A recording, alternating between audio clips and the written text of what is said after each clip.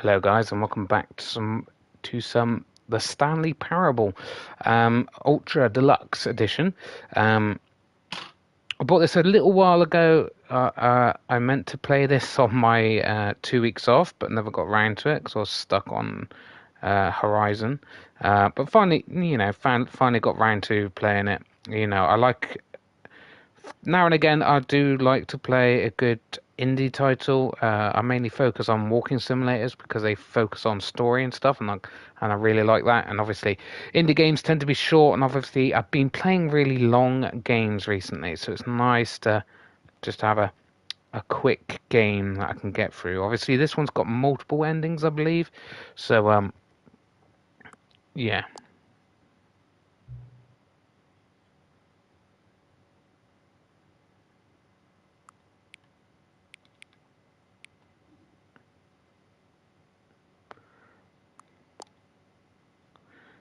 It's obviously just doing the options first.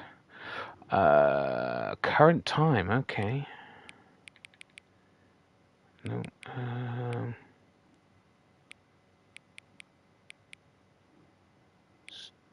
2.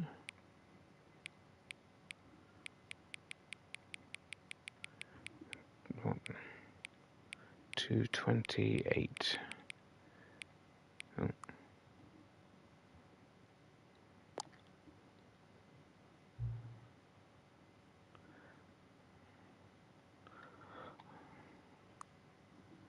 Okay, we can do that then, can't we? Okay, we can do that then. There we go. Right. Apparently, this is very fourth wall breaking kind of game, and no, I think I watched a bit of someone playing this years ago, so I kind of understand what's going on. I kind of know what's going to be happening vaguely, but obviously it's like I said, it's got multiple endings. So I'm going to be probably playing this a few times to get a couple endings, but we'll see.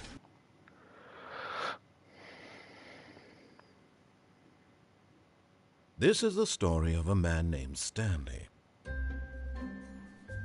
Stanley worked for a company in a big building where he was employee number 427. Employee number 427's job was simple. He sat at his desk in room 427 and he pushed buttons on a keyboard. Orders came to him through a monitor on his desk, telling him what buttons to push, how long to push them, and in what order. This is what employee 427 did every day of every month of every year. And although others might have considered it soul-rending, Stanley relished every moment that the orders came in, as though he had been made exactly for this job. And Stanley was happy. Right. And then one day, something very peculiar happened. Something that would forever change Stanley. Something he would never quite forget. He had been at his desk for nearly an hour when he realized that not one single order had arrived on the monitor for him to follow. No one had showed up to give him instructions, call a meeting, or even say hi. Never in all his years at the company had this happened, this complete isolation. Something was very clearly wrong. Shocked, frozen solid, Stanley found himself unable to move for the longest time. But as he came to his wits and regained his senses, he got up from his desk and stepped out of his office.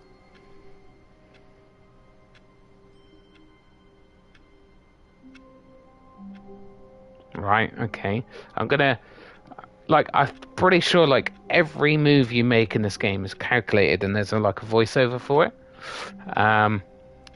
So yeah, I'm gonna I don't know, just gonna have fun with this game as much as I possibly can. Like I said, I'm gonna probably play apparently a very short game, obviously depending on how you play it. You can play it loads of different ways.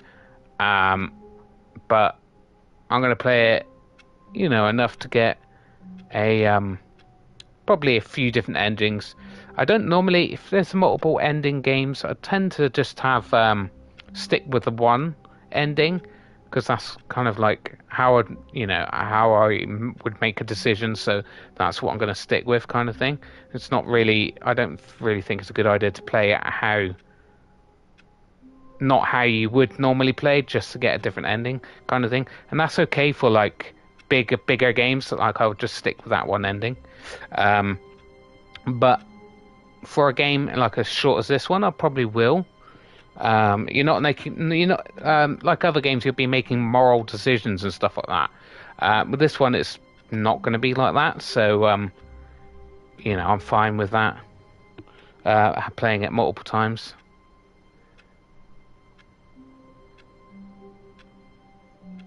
Just have a quick look around the office.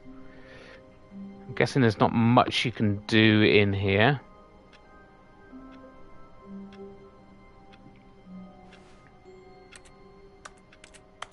Okay, and press a button to interact with stuff.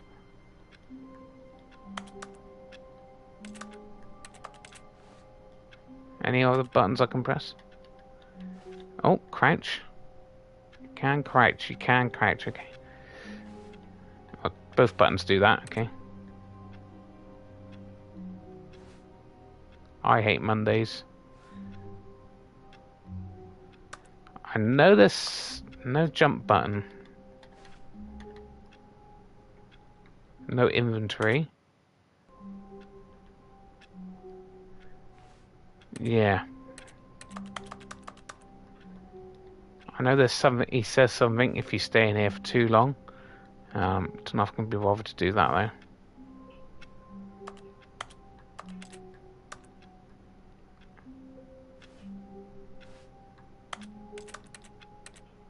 Yeah, you can't do too much. It's like I said, it's a small indie game, right?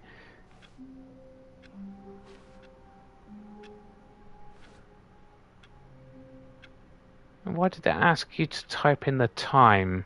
Like, then the clocks aren't the same as my clock, so I don't understand. There's got to be something they've got to say later on in the game. Man, that's an old school pencil sharpener.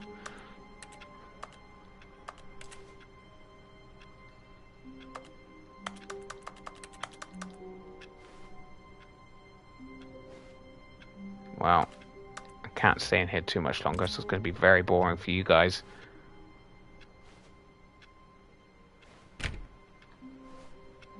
Alright. Might as well try every door. So they're basically very similar to my room, apart from they've got a glass partition. Sorry about that. All of his co-workers were gone. What could it mean? Stanley decided to go to the meeting room. Perhaps he had simply missed a memo. Oh. Can't get back in my room.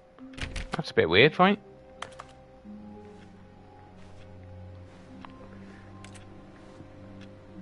I hate Mondays, also on that one. Now, I don't know if that's... No matter how hard Stanley looked, he couldn't find a trace of his co-workers. He's... Yeah. Late 90s? Who farted? Okay.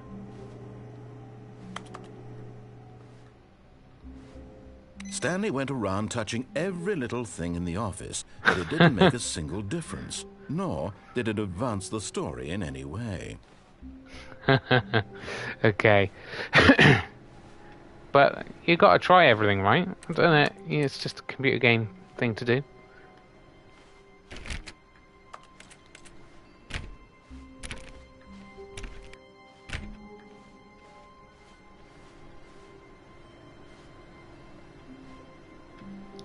Right, okay.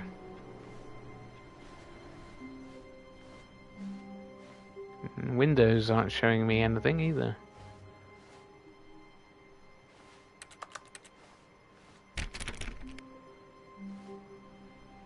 Gonna say something else now? Be my Valentine.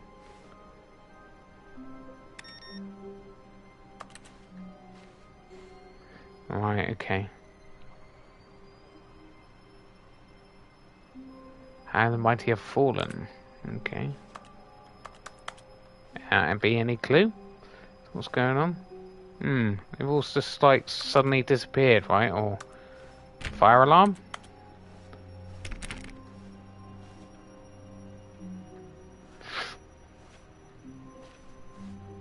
Yeah, okay.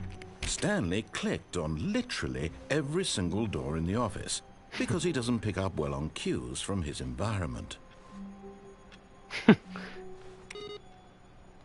Oh, I forgot to read that. That say anything? Oh, spilt coffee.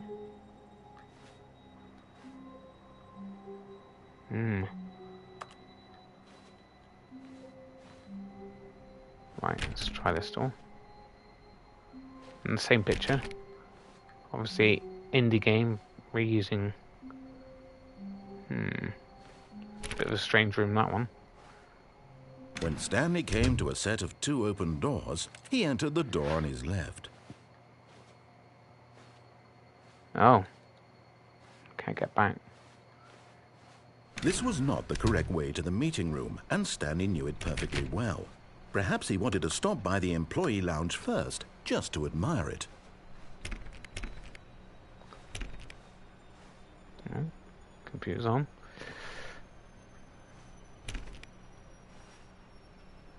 Yeah, I can see the back rooms there. Those look a bit very different to a normal office kind of look. So I wonder if that's... There we go. Yes, truly a room worth admiring. It had really been worth the detour after all, just to spend a few moments here in this immaculate, beautifully constructed room. Stanley simply stood here, drinking it all in.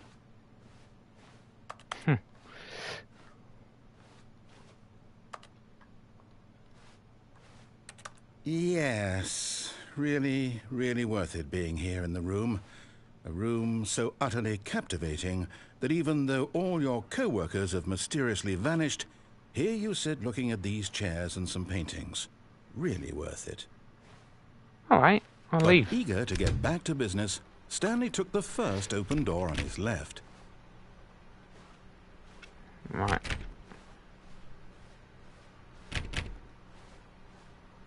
Yeah.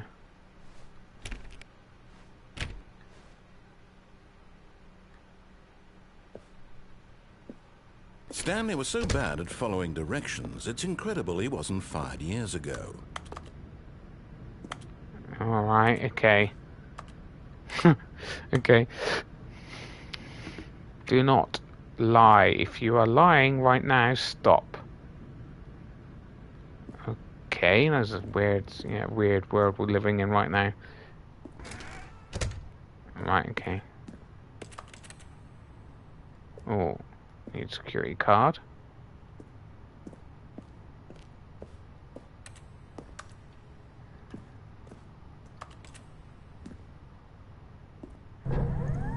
Look, Stanley, I think perhaps we've gotten off on the wrong foot here.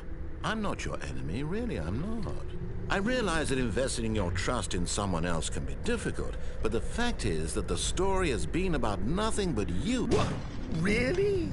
I was in the middle of something. Do you have zero consideration for others? Are you that convinced that I want something bad to happen to you? Why, I don't know how to convince you of this, but I really do want to help you, to show you something beautiful.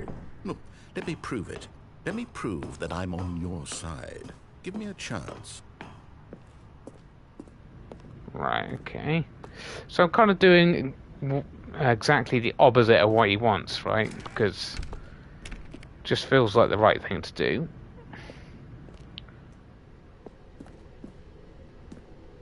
At this point in time, anyway. Like all these offices, old offices maybe, blocked up. Warning, do not stand on the fence. Just kind of reading everything here. Every door is closing behind me and I can't get back. So my kind of decisions are being finalized now for listen me. carefully, this is important. Stanley walked through the red door. I was going to go for the red door. Red is my favourite colour, so I will do that. Oh, thank God you are willing to listen to me. Do you see that I really have wanted you to be happy all this time? The problem is all these choices. The two of us always trying to get somewhere that isn't here. Running and running and running, just the way you're doing right now. Don't you see that it's killing us, Stanley? I wanted to stop. We would both be so much happier if we just stopped. And I think I have a solution. Here, let me show you. Huh.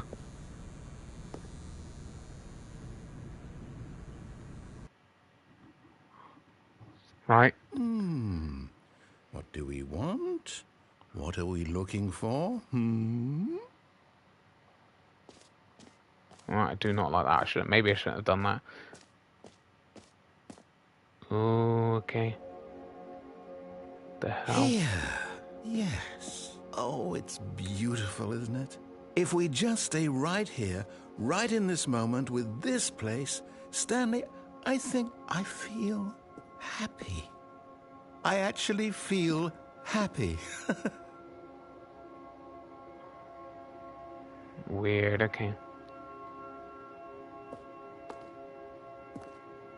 It's quite nice, but what is it?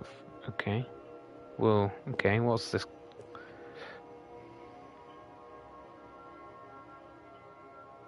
Random. Is that gonna make any shapes?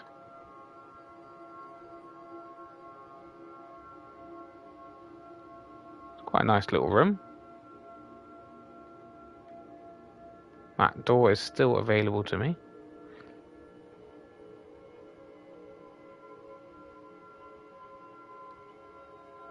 Oh. Is that going to do exactly what the other one did?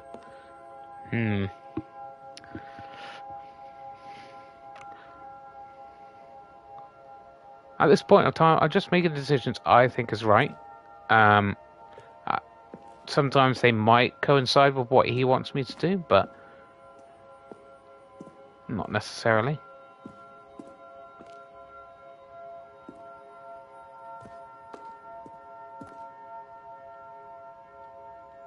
Can't fall off, that's just fine.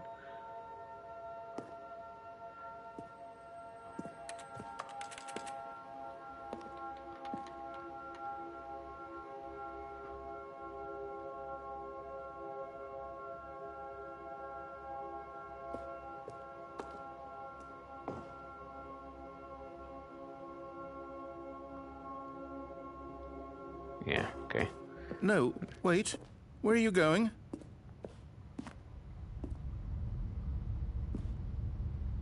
Kid's drawing? Okay. Oh, no. Stay away from those stairs. If you hurt yourself, if you die, the game will reset. We'll lose all of this. Please, no, Stanley, let me stay here. Don't take this from me. Please, Stanley, think about what you're doing.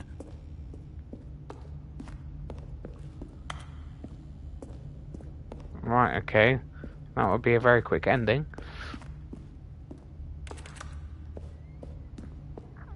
Well, don't really want to kill myself, to be fair.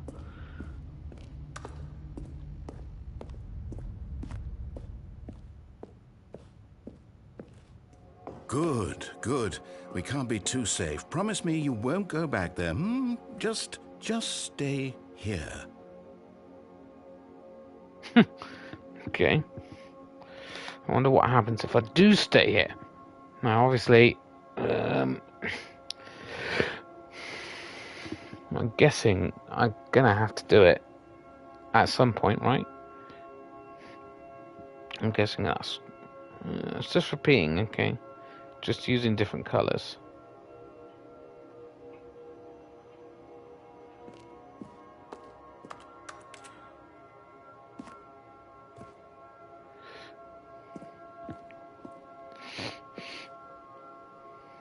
Yeah, gonna have to. Well, that was a very quick ending. No! What do we talk about? You're risking everything we achieved here. You heard me before, didn't you? You will die! What about this isn't getting through to you?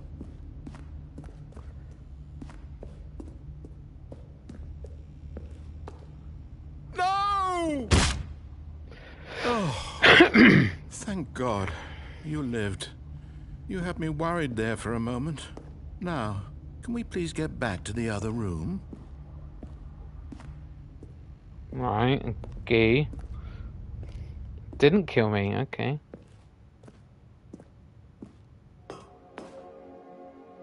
There. See? This is what you want. This is where we can both be happy. We really can. If we stop moving, we just have to stop moving.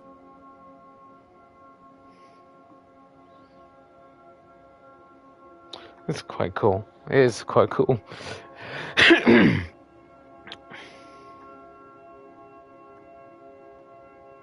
Right, so it does want me to stop moving. So, will something else happen if I stop moving?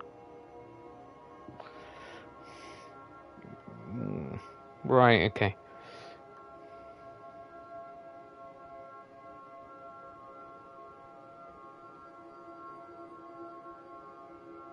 It's very weird. But just not interesting enough to make me want to stop and stay here. Right, I'm gonna go back to that place, I guess, and have to jump off again.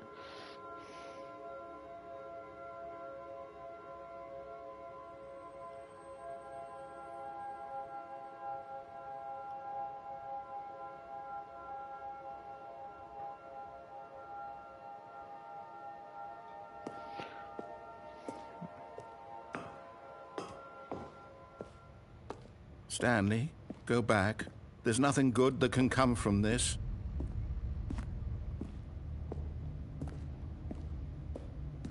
No. No, no, what are you doing? Do you just not believe me? What can I say to convince you?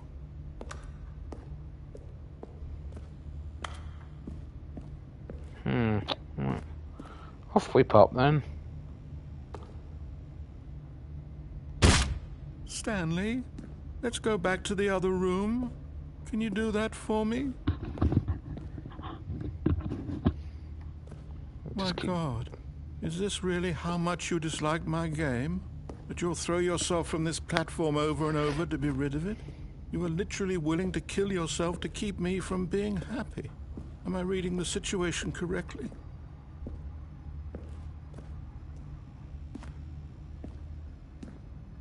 Or maybe you're just getting a kick out of it. I don't know anymore. I just wanted us to get along. But I guess that was too much to ask. It looks like you wanted to make a choice after all.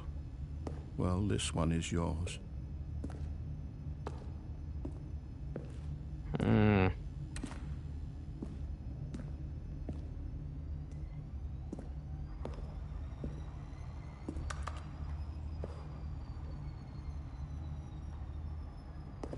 Is it over?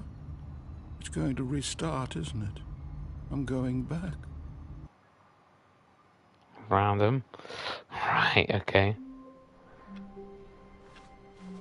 All of his co-workers were gone. What could it mean?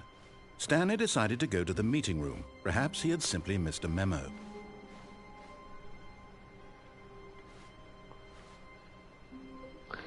Okay, what I'm gonna do is go through this a bit quicker now.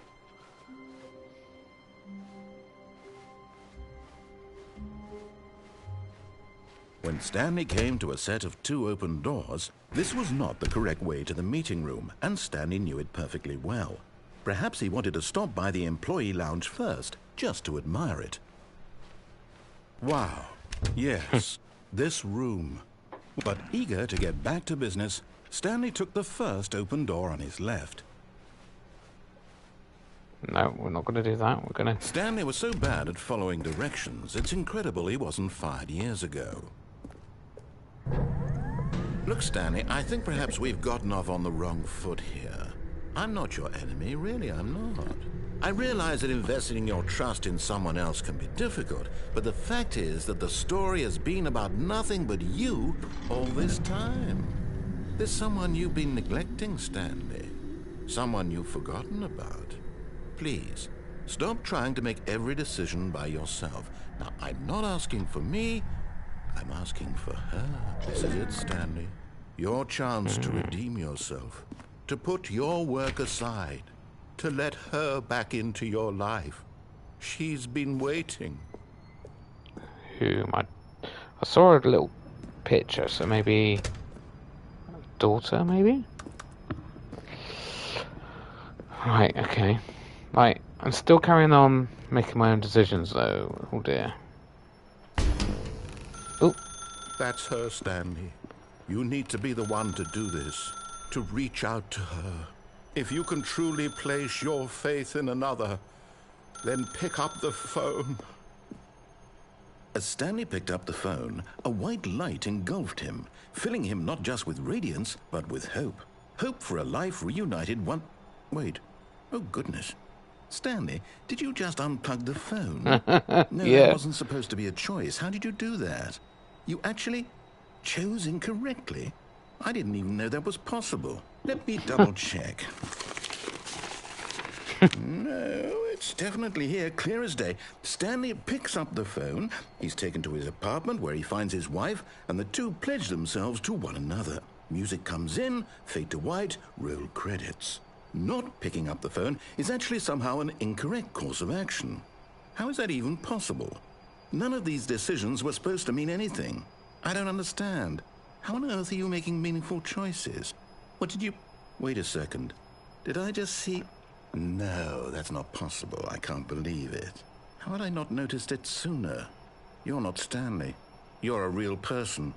I can't believe I was so mistaken. This is why you've been able to make correct and incorrect choices. And to think I've been letting you run around in this game for so long. If you'd made any more wrong choices, you might have negated it entirely. It's as though you completely ignored even the most basic safety protocol for real-world decision-making. Or did you not grasp the severity of the situation? Well, I won't have that kind of risk on my watch. I'm going to stop the game for a moment so we can educate you properly on safe decision-making in the real world. Please observe this helpful instructional video. Choice. It's the best part of being a real person. But if used incorrectly, can also be the most dangerous. For example, in this scenario, a hypothetical real person named Rupert has a choice. He could invent a machine that eliminates food shortages across the world to make life better for all people. Or he could spend years of hard work forgetting how to read. Which choice would you make? Remember that unlike here, the real world makes sense, and at no time should you make a choice that does not conform to rational logic. If you find yourself speaking with a person who does not make sense, in all likelihood, that person is not real. Allow the person to finish their thought, then provide an excuse why you cannot continue talking. Turn to a partner and practice saying, "My goodness, is it 4:30? I'm supposed to be having a back, sack, and crack." Excellent. Making choices on a regular basis is the best part to a healthy decision-making process. Most medical professionals recommend making at least 8 choices per day. Do you make more than 8? Less? And finally, who if you knows? begin to wonder if your choices are actually meaningful and whether you'll ever make a significant contribution to the world, just remember that in the vast infiniteness of space, your thoughts and problems are materially insignificant, and the feeling should subside. At this time, your instructor will guide you in an exercise Gee, to thanks. test and reinforce the material covered in this video. Ah, welcome back. You may have noticed that this room has begun to deteriorate as a result of narrative contradiction. But not to worry. Now that you're properly informed on good decision-making, we're going to revisit a choice you made just a few minutes ago and see what the correct thing to do would have been. This way, please. Oh, okay. They are going out. Fair enough. Going back the way we came.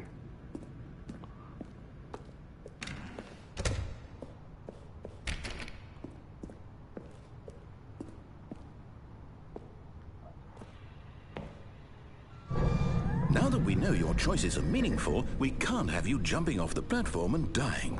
Imagine the main character dying senselessly halfway through the story. That story would make no sense at all. We just need to get you home as soon as possible before the narrative contradiction gets any worse. Unfortunately, it seems this place is not well equipped to deal with reality.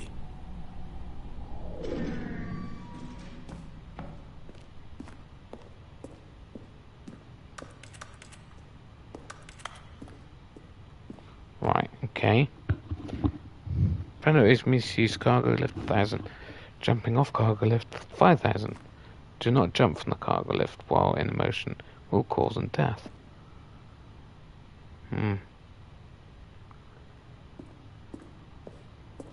Okay.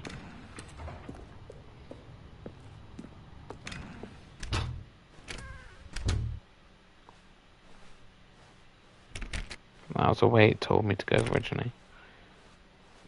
We have to go right back to the beginning. Almost there. You'll take the door on the left, back to the correct ending, the story will have resolution once again, and you'll be home free in the real world. Fair enough. Now remember, all you need to do is behave exactly as Stanley would. That means choosing responsibly and always putting the story first. I'm quite sure you'll be up to the task. Just follow my lead and you'll be fine. All right. When Stanley came to a set of 2 open doors, he entered the door on his left.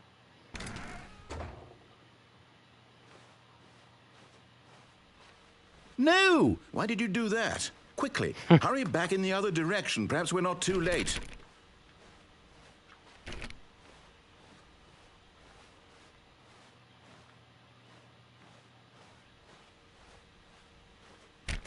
Okay, we definitely got to go that way now.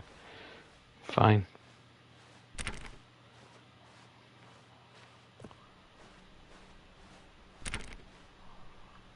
Right, okay. Wow, okay, this really is off the wall, isn't it? It's really good, though. I do like it. It's all about decision-making in games and stuff. It's pretty interesting. It's ruined. I can't believe, after everything we talked about, that my story, you've destroyed my work. Why? For what? What did you get out of that? What did you think was so special about seeing the game undone, left here like so much garbage? It's worthless now. And what am I supposed to do? Even if there were a way to continue, would it be worth it? To know that my story is now incorrect? How can I go back to that? I can't erase that knowledge. I'll have to live with it forever, reliving its impossibility forever. I couldn't live that way. Is it better to shut the game down entirely? To willingly destroy all of my work? I don't know. What's the answer? What do I do? What do I do? What do I... No, I have to. I have to shut the game down. I have to. I have to. Yeah.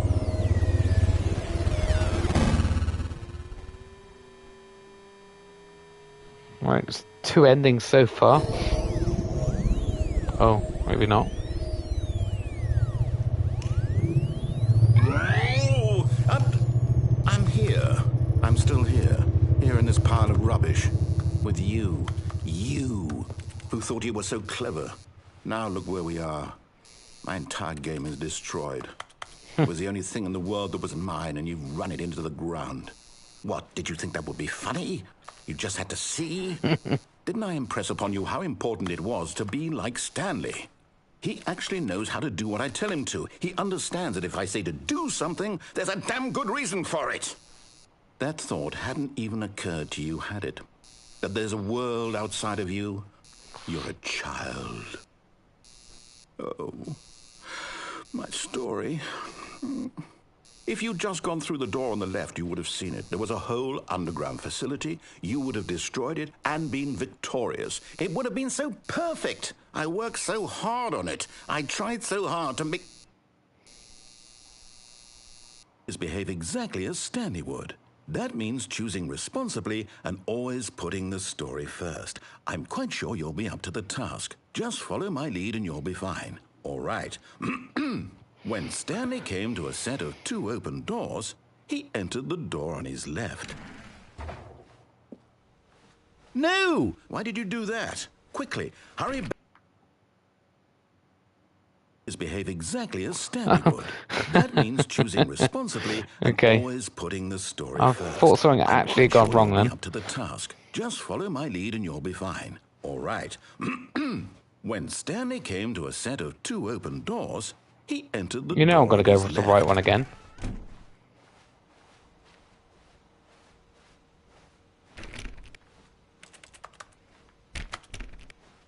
No! Why did you do that? Quickly, hurry back. Behave exactly as Stanley would. That means choosing responsibly Gonna do it one and more always time. putting the story One more first. time. I'm quite sure you'll be up to the task. Just follow my lead and you'll be fine. All right. When Stanley came to a set of 2 open doors, he entered the door on his left.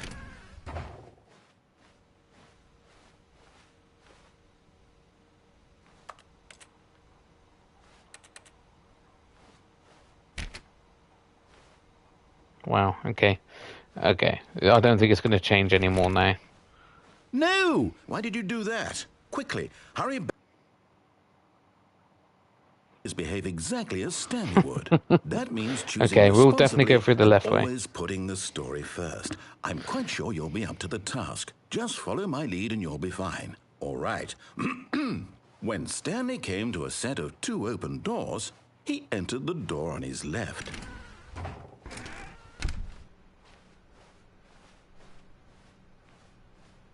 Right, okay. Tips for not getting Yet fired. there was not a single person here either. Feeling a wave of disbelief, Stanley decided to go up to his boss's office, hoping he might find an answer there. How to solve dispute that co-worker. Let it ball up inside you. Use the to show please that everything is going. Make sure your slide does a slick blue graphic there for a business level. Ensure a calm and productive environment. Everyone is unique. You most of all.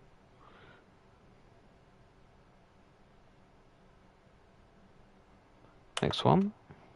Number of slides on this slide slides.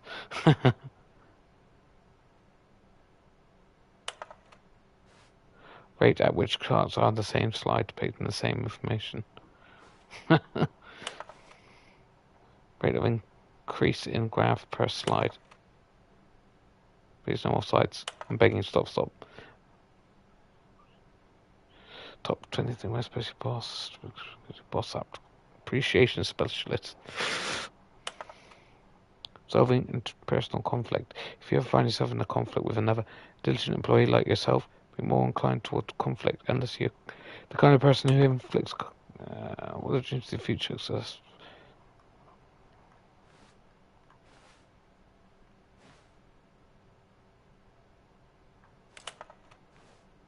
Tips for not getting fired. Talk less.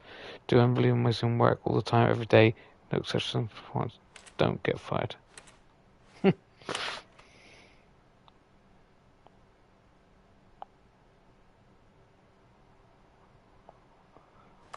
that sounds about right.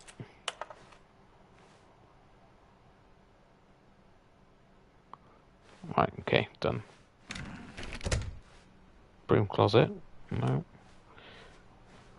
Coming to a staircase, Stanley walked upstairs to his boss's office.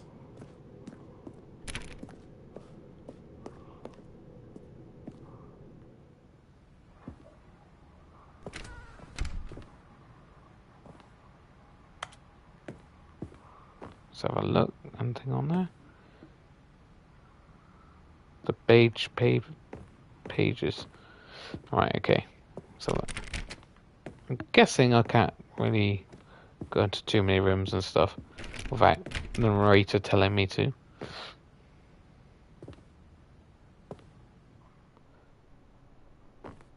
Stepping inside his manager's office, Stanley was once again stunned to discover not an indication of any human life. Shocked, unraveled, Stanley wondered in disbelief who orchestrated this, until he saw the door with a voice receiver next to it.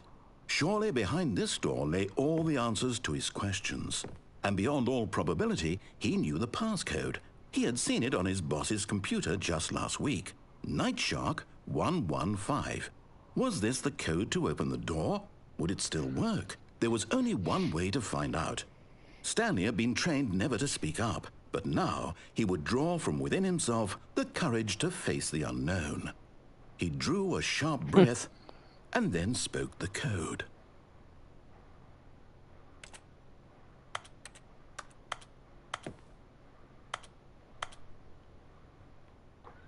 Right, how do I do that one? Stanley spoke the code. Night Shark 115. Night He Shark spoke it into 115. the receiver, right there on the wall. Night Shark 115. I'm sorry, is there a problem? How You does didn't it? mishear me, did you? Please speak the code into the receiver. Otherwise, we can't get on with the story. This is a crucial step. Night Shark 115. Okay, fine, you're not going to do it, but you know what? It's pretty humiliating to bring you this far, only for you to suddenly decide you have better things to do. I asked you for this one single thing, for your respect. The kind of respect Stanley shows for his choices. He knows what it means to take a story seriously. If you didn't want to see what I had to show you, then why did you come here? You had a choice, you know. You could have gone through the door on the right. You could have done whatever the hell you wanted over there. Why did you come this way? Speak. Say something to me. Explain yourself, you coward. You... When Stanley came to a set of 2 open doors, he entered the door on his left. Right, this is weird. What? Stanley? Hello? Are you... Is everything okay? Stanley, please. I need you to make a choice. I need you to walk through the door. Are you listening to me? Can you hear me? Is everything all right? Stanley, this is important. The story needs you. It needs you to make a decision. Well, that's one proper ending, then. Do you understand me? Whatever choice you make is just fine. They're both correct. You cannot be wrong here. We can work together. I'll accept whatever you do. I simply need you to take that step forward, please. Choose. Do something. Anything. This is more important than you can ever know. I need this. The story needs it. So, you hear me? Are you there? Are you listening to this? Stanley, are you there? Okay. It's okay, I can wait. You need time to decide. Time to make sure your choice is correct. That is the best choice. That's all right. I'll wait for you to decide what's the right thing to do. Take as much time as you need.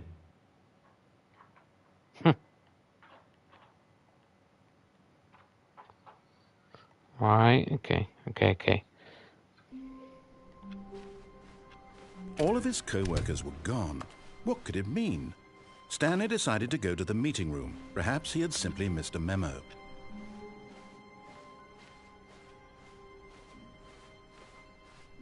When Stanley came to a set of 2 open doors, this was not the correct way to the meeting room, and Stanley knew it perfectly well.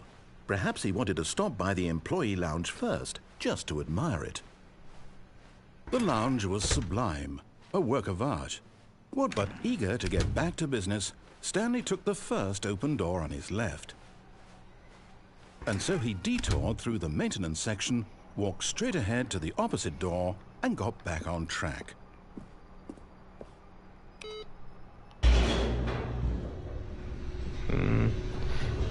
Wow, if there's a lift with a giant button on it, you're going to do it, right? But Stanley didn't want to go back to the office. He wanted to wander about and get even further off track. So now in order to get back, he needed to go, from here it's, left. Oh, no, it's to the right, my mistake. No, not the right. Why would I have ever said it was to the right?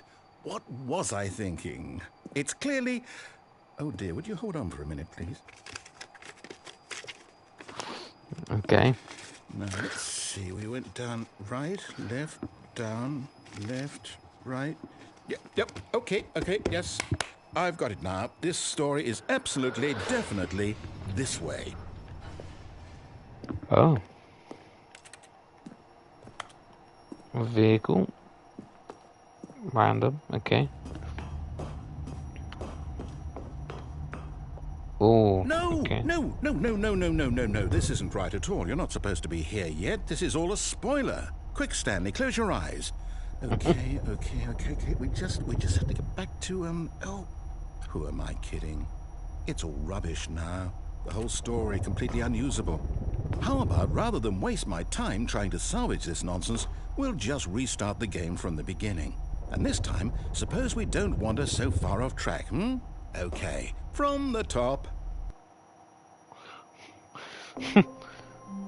Right. Okay. All of his co-workers were gone. What could it mean? Stanley decided to go to the meeting room. Perhaps he had Can do the simply same missed a again memo. though. Go right again. When Stanley... Wait. Oh. Wait, what? What?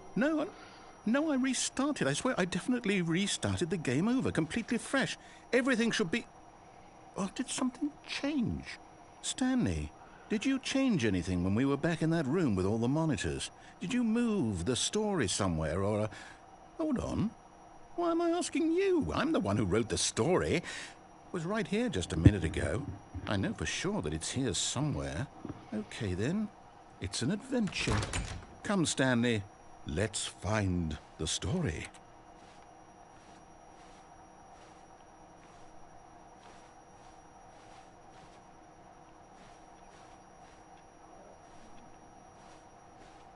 Oh, right. Okay.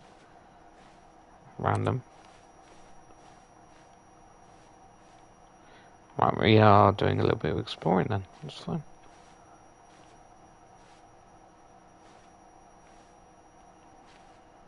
Right, go behind there.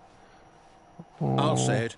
This is the worst adventure I've ever been on. I can promise you there definitely was a story here before. Do we need to restart the game again? Well, I find it unlikely that we'll ever progress by starting over and over again, but it's got to be better than this. Okay, let's give it a shot. Why not? right.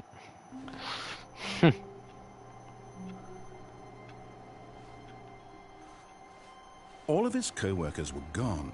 What could it mean? Stanley decided to go to the meeting room. Perhaps he had simply missed a memo. So it really has got Okay, yep, it's multiple worse. endings. I might be remembering this wrong. It's possible the story is back where we just came from. Why don't we go back the other direction and see if we missed anything? Don't think so, pal.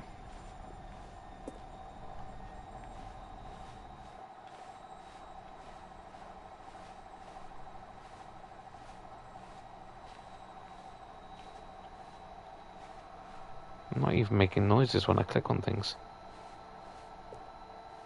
Aha! I knew we'd miss something. The story. Here it comes. No, wait, never mind. Not the story. Okay, let's head back the other way and retrace our steps. Okay. Everything's changing. Now this... Well, I'll be honest, I don't recognize this place at all. Is this the story? I don't think so. I can't quite recall, but I believe my story took place in an office building. Is that correct? Do you remember, Stanley? Well, do you know what? Since I've completely forgotten what we were supposed to be doing, how about this? You win! Congratulations! I know you put in a lot of hard work, and it really paid off, so good job. Oh, no. No, I don't feel right about this at all. We both know you didn't put in any actual work for that win. Some people win fair and square, and this was not one of those situations. Okay, I'm getting weirded out by whatever this place is. I don't care what might happen this time. I have to restart. Okay. Another restart. Okay. The Stanley Parable. All right, I've got a solution. This time, to make sure we don't get lost, I've employed the help of the Stanley Parable Adventure Line. Just follow the line. How simple is that?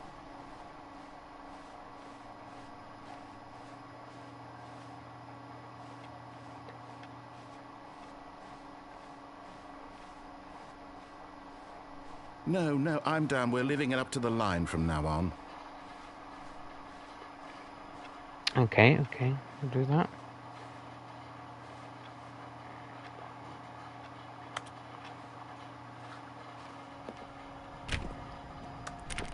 I can actually interact with stuff again. Couldn't do just a minute ago. You see, the line knows where the story is. It's over in this direction. Onward, Stanley, to destiny. Though, here's a thought. Wouldn't wherever we end up be our destination, even if there's no story there? Or to put it another way, is the story of no destination still a story? Simply by the act of moving forward, are we implying a journey such that a destination is inevitably conjured into being via the very manifestation of the nature of life itself? Okay, Stanley, I need to follow this train of thought for a minute. Just stick with me. Now, we can both agree that the nature of existence is in fact a byproduct of one's subjective experience of that existence, right? Okay. Now, if my experience of your existence rests inside of your subjective experience of this office, is this office, in fact, the skeleton of my own relative experiential mental subjective construct? Whoa. Hang on.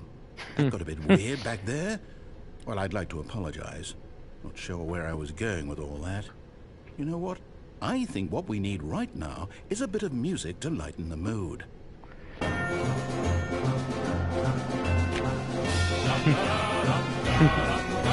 Right, well, this is weird. Okay.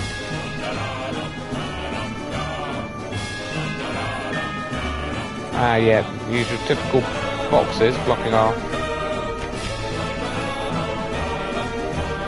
Wow, that's loud. Right, okay.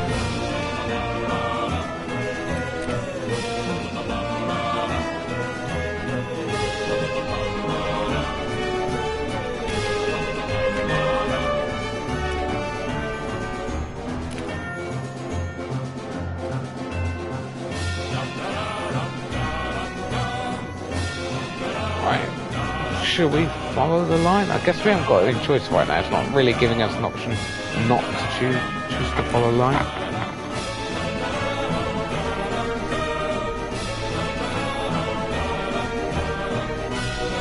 So we're going to do it whether we like it or not.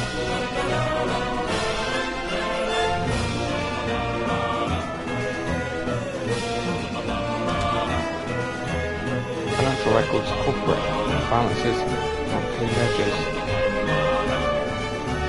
Alright, annual reviews, consultation reports, departmental accounts, personal files, budget analysis.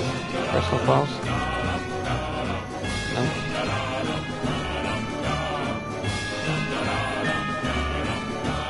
Wait, cut the music, go back and look at that fern. Stanley, this fern will be very important later in the story. Make sure you study it closely and remember it carefully. You won't want to miss anything. Right, okay. Weird. Wait, what? We're back at the office? No. Line, you do know we're looking for the Stanley Parable, right? The story? Is any of this ringing a bell?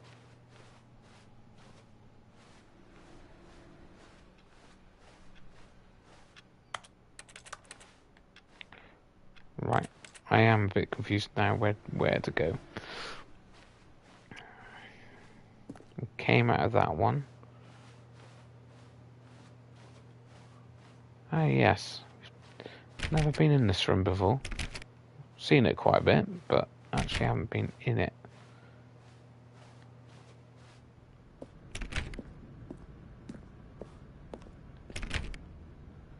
Ooh, we're here again. No, not again, Line. How could you have done this to us? And after we trusted you, after everything we've been through, you... Oh, I can't take this anymore. To hell with it. Restart.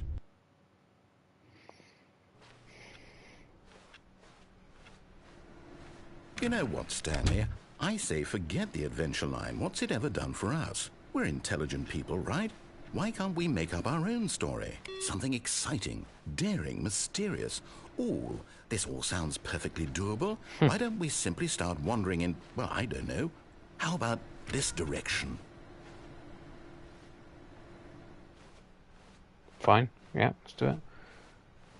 Now, yes, this is exciting. Just me and Stanley forging a new path, a new story. Well, it could be anything. What do you want our story to be? Go wild. Use your imagination. Whatever it might be, Stanley, I'm ready for it. Oh, no, not you again. Stanley, I'd also like to veto the line from having any role in our awesome new story. No lines or monitor rooms. Just don't acknowledge it, and we should be fine. Let's go like that. That's fine. Ah, a new room. choice. We get to make a decision. From here, the story is in our control. How important we mustn't squander the opportunity. In fact, I believe I need a minute to think here. Just walk in circles for a minute.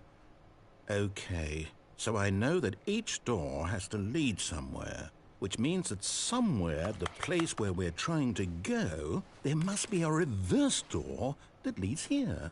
And that in turn means that our destination corresponds with the counter-inverted reverse door's origin. So starting from the right, let us ask, will taking the right door lead us to where we're going?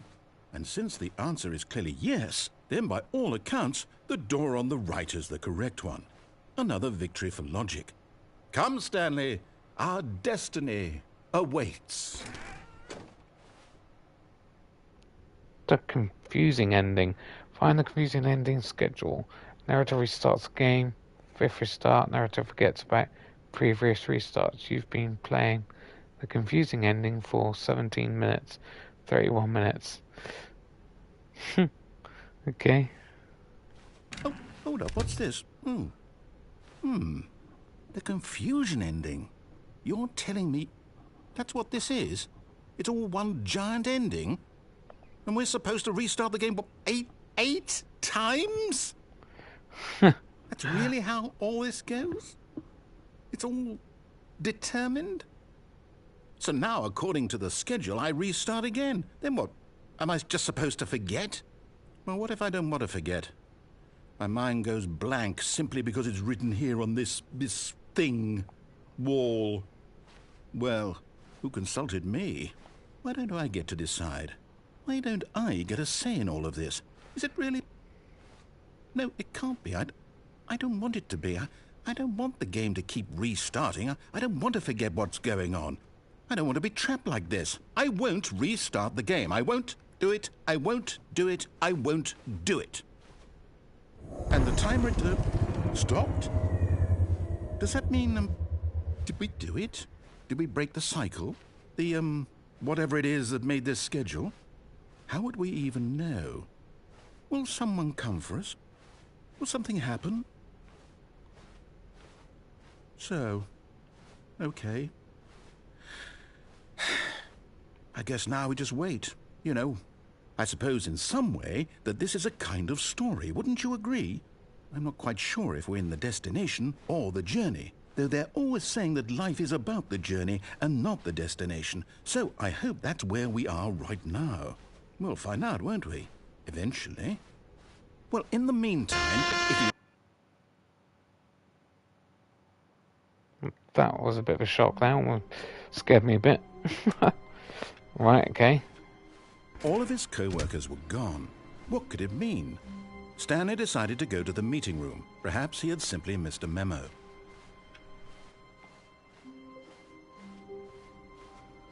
This is more complicated than I When thought. Stanley came to a set of 2 open doors, this was not the correct way to the meeting room, and Stanley knew it perfectly well.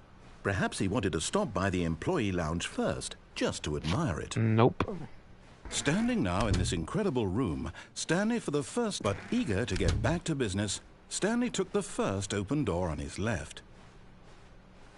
And so he detoured through the maintenance section, walked straight ahead to the opposite door, and got back on track.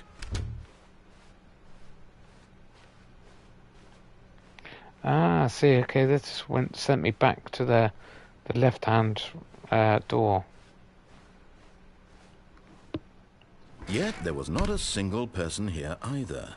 Feeling a wave of disbelief, Stanley decided to go up to his boss's office, hoping he might find an answer there. Stanley stepped into the broom closet, but there was nothing here, so he turned around and got back on track.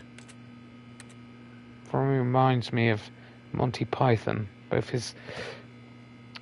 There was nothing here. No choice to make, no path to follow, just an empty broom closet. No reason to still be here. His narration, his voice, as well as the actual game itself, kind of like decision-making stuff. It was baffling that Stanley was still just sitting in the broom closet. He wasn't even doing anything. At least if there was something to interact with, he'd be justified in some way. As it is, he's literally just standing there doing sweet FA. Yeah, well, don't mind. Are you really still in the broom closet? Standing around doing nothing? Why? Please offer me some explanation here. I'm genuinely confused. Because I just want to hear your narration, mate. See what you say next. You do realize there's no choice or anything in here, right? If I'd said Stanley walked past the broom closet, at least you would have had a reason for exploring it to find out. But it didn't even occur to me because literally this closet is of absolutely no significance to the story. What? Coming to a staircase, Stanley walked upstairs to his boss's office.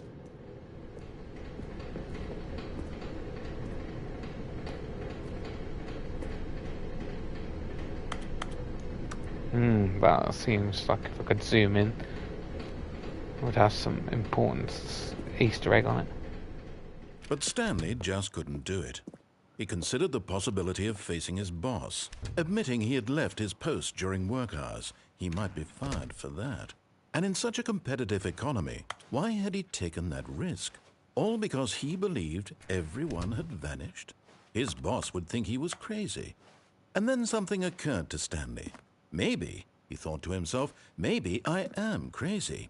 All of my co-workers blinking mysteriously out of existence in a single moment for no reason at all? None of it made any logical sense. And as Stanley pondered this, he began to make other strange observations. For example, why couldn't he see his feet when he looked down? Why did doors close automatically behind him wherever he went? And for that matter, these rooms were starting to look pretty familiar. Were they simply repeating? No, Stanley said to himself, this is all too strange. This can't be real. And at last, he came to the conclusion that had been on the tip of his tongue. He just hadn't found the words for it. I'm dreaming, he yelled. This is all a dream. Oh, what a relief Stanley felt to have finally found an answer, an explanation. His co-workers weren't actually gone. He wasn't going to lose his job. He wasn't crazy after all. And he thought to himself, I suppose I'll wake up soon.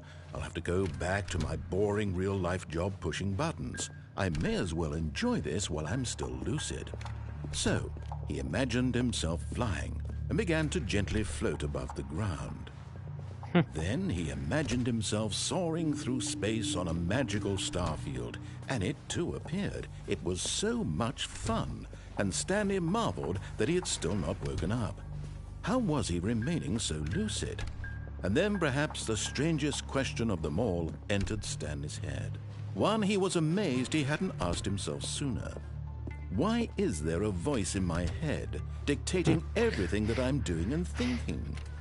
Now the voice was describing itself being considered by Stanley, who found it particularly strange. I'm dreaming about a voice describing me, thinking about how it's describing my thoughts, he thought. And while he thought it all very odd and wondered if this voice spoke to all people in their dreams, the truth was that, of course, this was not a dream. How could it be? Was Stanley simply deceiving himself, believing that if he's asleep, he doesn't have to take responsibility for himself? Stanley is as awake right now as he's ever been in his life. Now, hearing the voice speak these words was quite a shock to Stanley.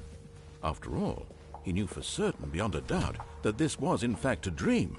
Did the voice not see him float and make the magical stars just a moment ago? How else would the voice explain all that? This voice was a part of himself too. Surely, if he could just... He would prove it.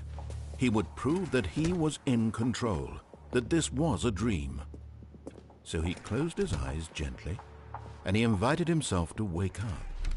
He felt the cool weight of the blanket on his skin, the press of the mattress on his back, the fresh air of a world outside this one. Let me wake up, he thought to himself. I'm through with this dream. I wish it to be over. Let me go back to my job. Let me continue pushing the buttons. Please, it's all I want. I want my apartment, and my wife, and my job. All I want is my life exactly the way it's always been. My life is normal. I am normal. Everything will be fine. Almost put me to sleep. I am okay.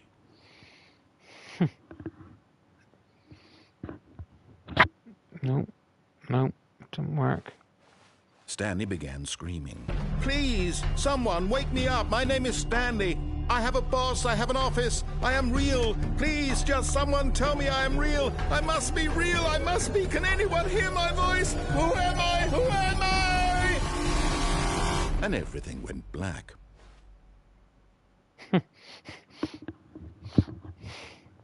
Strange This game. is the story of a woman named Mariella.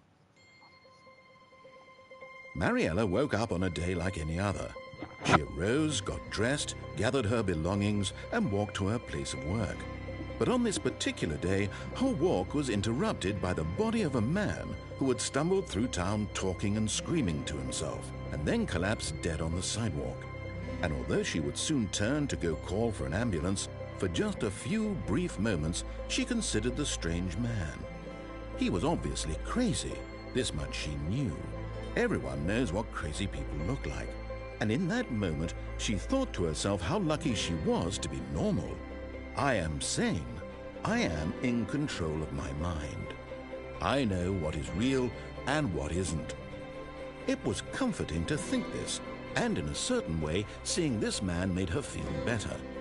But then she remembered the meeting she had scheduled for that day, the very important people whose impressions of her would affect her career, and by extension, the rest of her life.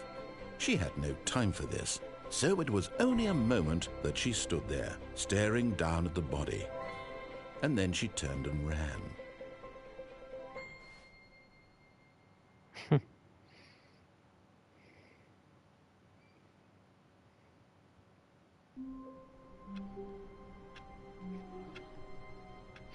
Right, off we go again. All of his co-workers were gone. What could it mean? Stanley decided to go to the meeting room. Perhaps he had simply missed a memo.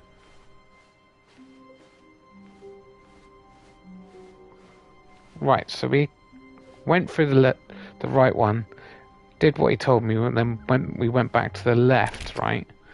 So we'd done what he wanted. Oh, wait, hold on a minute. This is different. When Stanley came to a set of 2 open doors, he entered the door on his left. This was not the correct way to the meeting room, and Stanley knew it perfectly well. Perhaps he wanted to stop by the employee lounge first, just to admire it. Stanley felt lightheaded, butterflies in his stomach. But eager to get back to business, Stanley took the first open door on his left.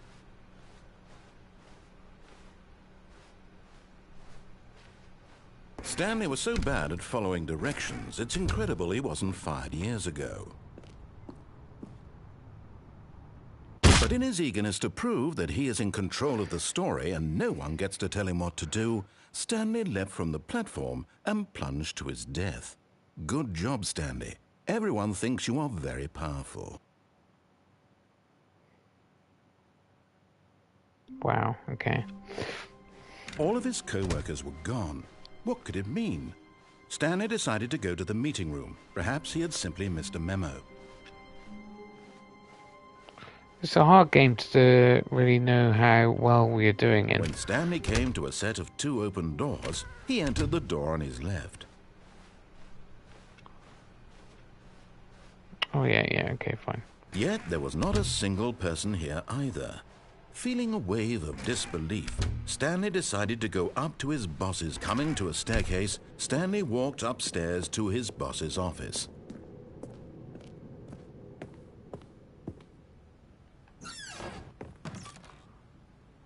Right.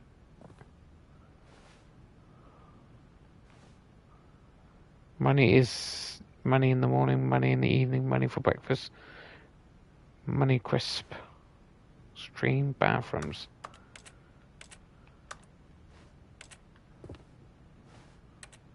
What's the purpose of this room then? Okay.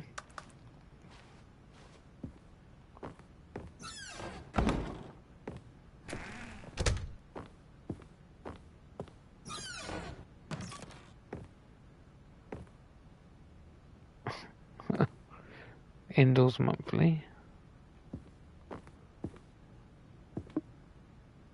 Business strategy.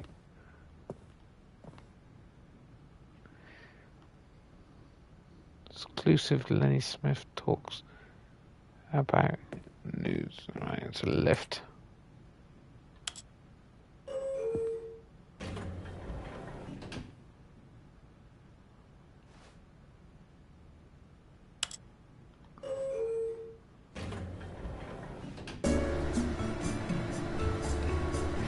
Lift music.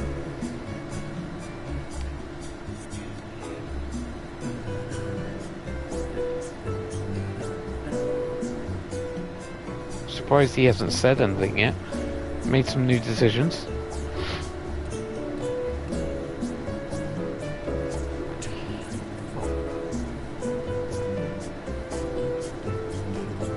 Weird.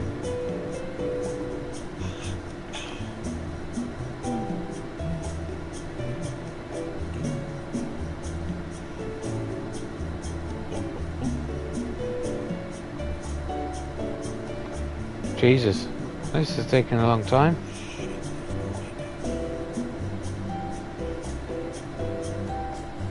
Right.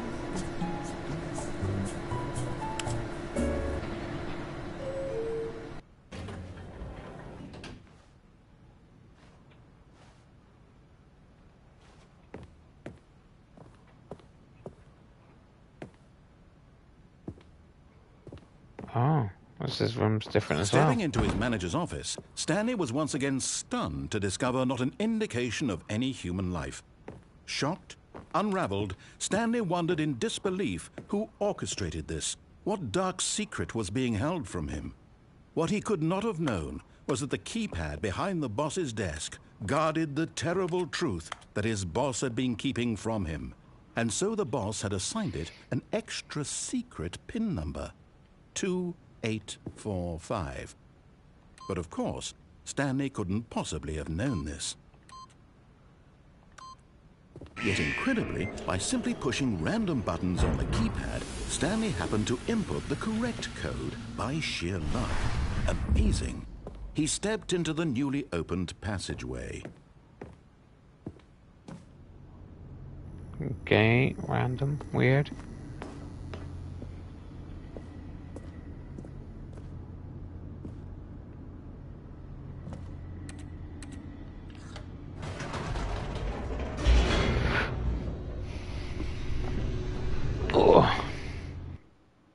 Right, okay. Descending deeper into the building, Stanley realized he felt a bit peculiar. It was a stirring of emotion in his chest, as though he felt more free to think for himself, to question the nature of his job. Why did he feel this now, when for years it had never occurred to him? This question would not go unanswered for long.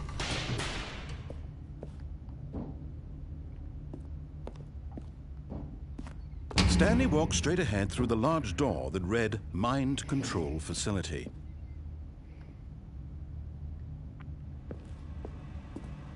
Although this passageway had the word escape written on it, the truth was that at the end of this hall, Stanley would meet his violent death. Okay. The door behind him was not shut. Stanley still had every opportunity to turn around and get back on track. At this point, Stanley was making a conscious, concerted effort to walk forward and willingly confront his death.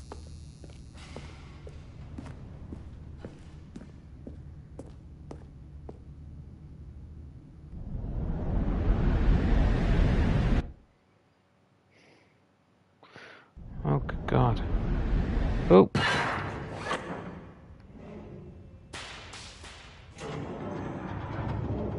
As the machine whirred into motion and Stanley was inched closer and closer to his demise, he reflected that his life had been of no consequence whatsoever. Stanley can't see the bigger picture. He doesn't know the real story, trapped forever in his narrow vision of what this world is. Perhaps his death was of no great loss, like plucking the eyeballs from a blind man. And so he resigned and willingly accepted this violent end to his brief and shallow life. Farewell, Stanley.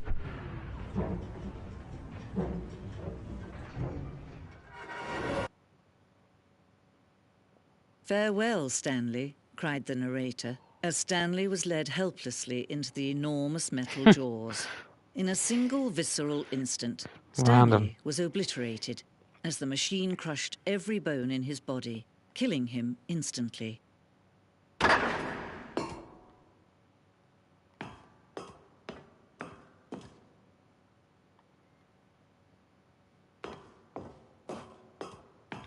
Man, this game.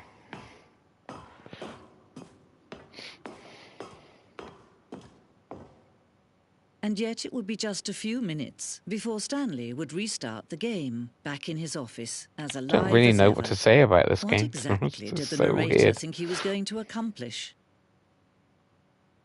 When every path you can walk has been created for you long in advance, death becomes meaningless, making life the same. Do you see now? Do you see that Stanley was already dead from the moment he hit start?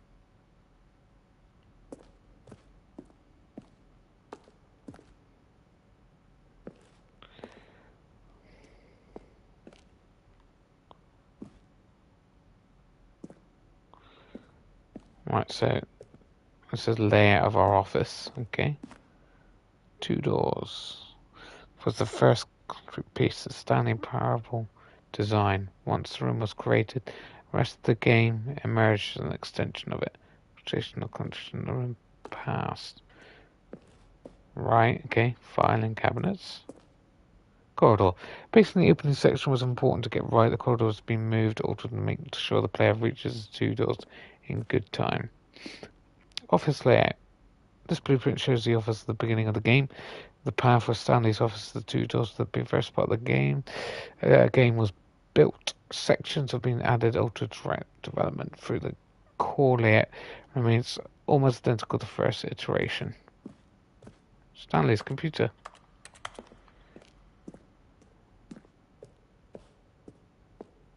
Office computers. Yeah.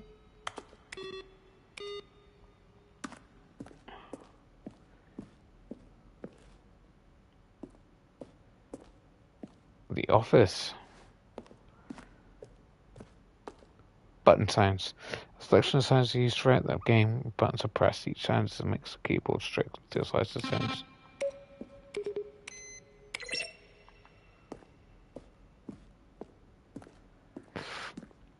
Model design. That's just the credits. Okay, cool. Man, this is weird. Like a museum. Boss's office. We've seen that iteration. What? Not that one. Office clock.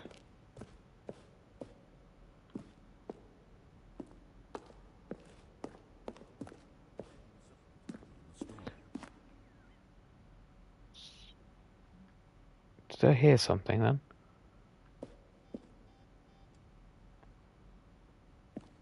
An early version of the underground portion of the game.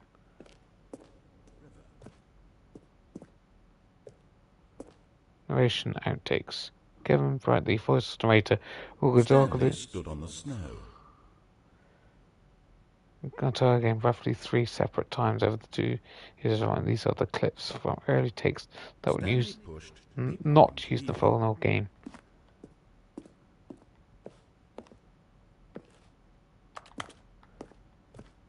When Stanley came to the lift, he traveled upward to the power source at the top of the facility to end this injustice forever. Now look closely, Stanley. See how it's impossible for the player to do anything in this room?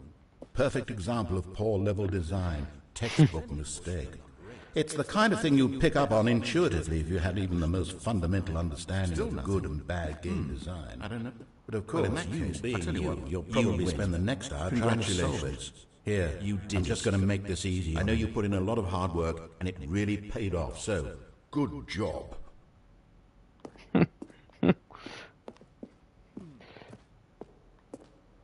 So that was the voice I heard. Okay, we go up this way. Freedom ending. This is the very first incarnation of freedom ending. This game's alpha. Countdown disc. One of the discs in the early version of the countdown ending. Freedom ending. This is the freedom ending as it existed in beta. Countdown room. The early version of countdown room. Monitor room elevator. For a time, the elevators in the monitor room could go up or down, with freedom above and countdown below. We abandoned this one. Players found it too difficult to remember what was up and what was down, and placed two endings together instead. Oh man, this is weird. Game design mock-up. This level of William level designer sent David, the writer, a kind of an addition piece. The strength of this level got William hired to design the full game, though much of the environment has changed. And basic layout of this mock-up is still in the game. Oh god.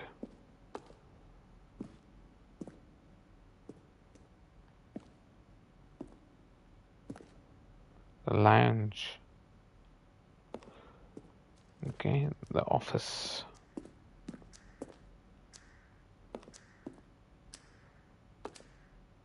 Apartment timer.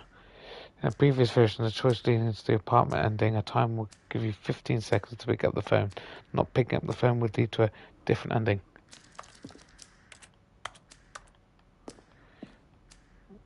Cargo lift.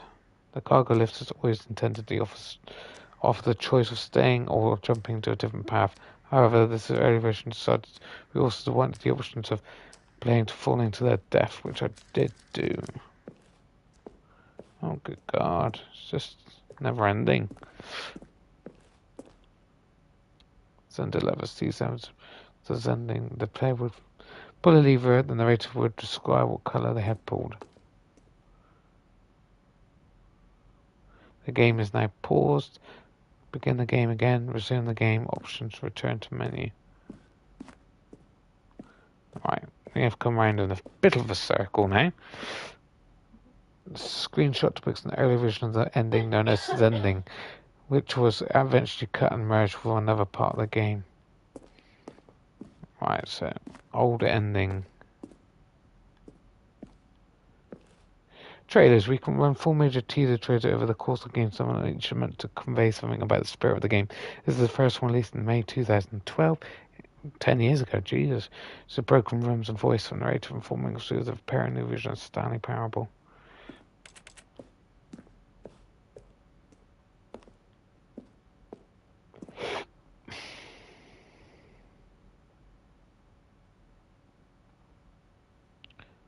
Yeah, I like it.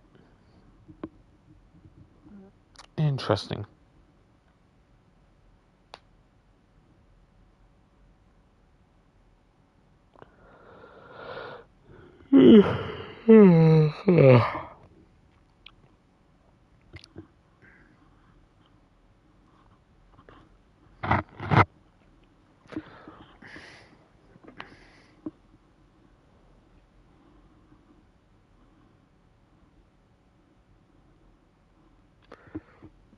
Right.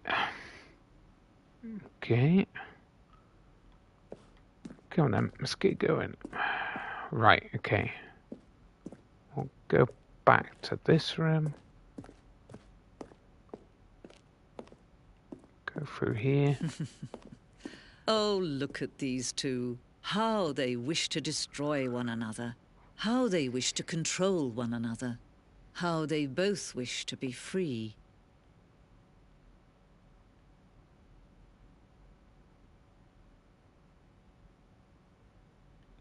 I don't know. That might actually do something. So we're going to go back, explore the rest of this area, and then go back and, I guess, press the button that might change what's going to happen. Because there are some bits I haven't explored yet.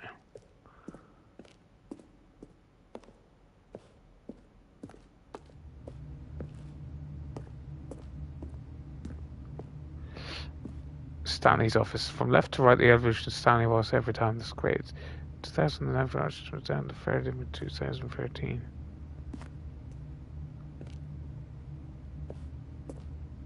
Yeah, a little bit more added to it, I guess. From Michael. Narrator emails. After the second trailer we sent out, we asked people to email the narrator for questions. While we had initially planned to use the further promotional materials, we never found a perfect use for them. Here are a selection of these emails. Are you a rock? Could you tell me what the semblance of the number one is? That's pretty cool. They've put these back into the game. Well, the thing I want to know is, would you do if Stanley entered any other rooms? For instance of a scale, how surreal will the game be?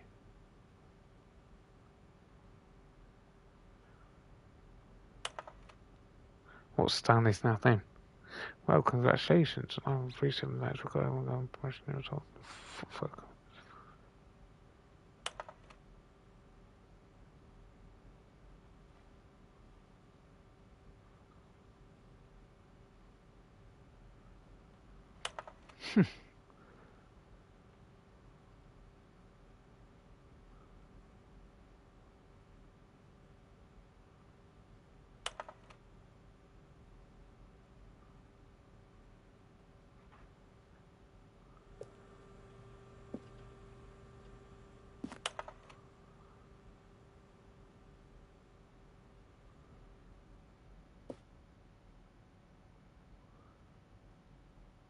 Montgomery James. Right, okay. Warzone. Early development, we designed an ending where Stanley would end up in a battlefield fighting aliens. The action game would become sentient and would wage war against the narrator. We realized shortly after starting to build it that it was far too jokey and on the tone of the game, plus some people interpret it as making fun of people who like shooters, which is not our intention. Fair enough, I suppose. We announced the Ultra Deluxe version of Stanley by the Game Awards. The screenshots of videos we made and that's the game's delay. Alright, okay. Oh, photocopy. The office. Right, now we can go to the button. Press the button. I think. Oh yeah. Okay, this is the way. Exit.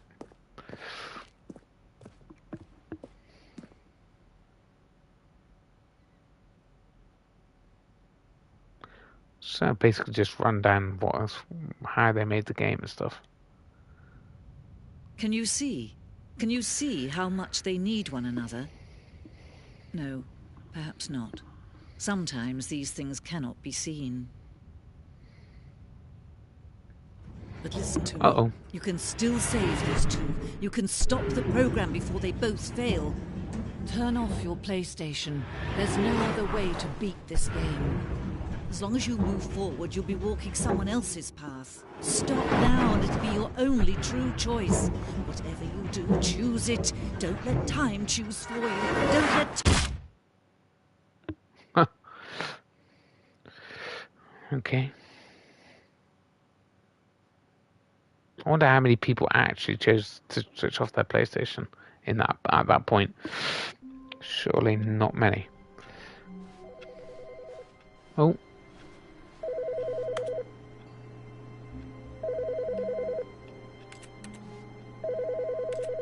That's the first time that's happened.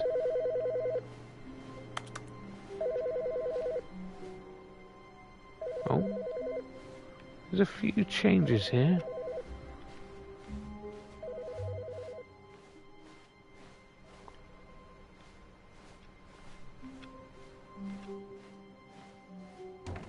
New content.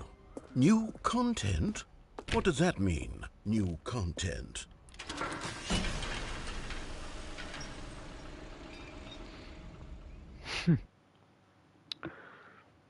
What does it mean?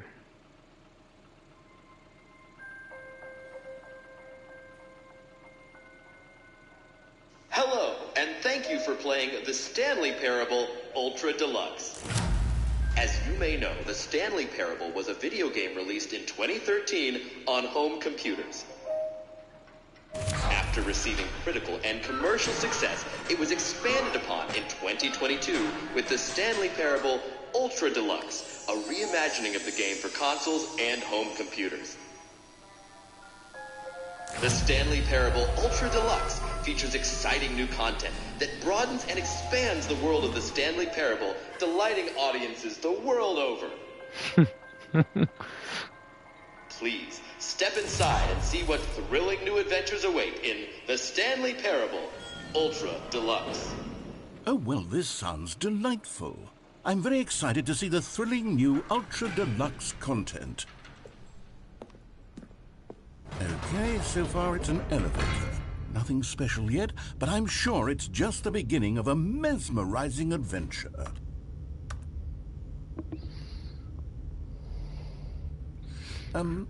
Is it broken? What's going on here? Should we be moving somewhere or... Oh, there we go.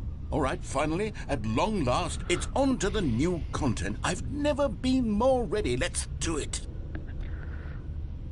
No trophies in this game then, I guess. I have to say, initial impressions of Stanley Parable Ultra Deluxe, mostly tedious. It's as if Oh, okay. Let's see the content. Give me the content, Stanley.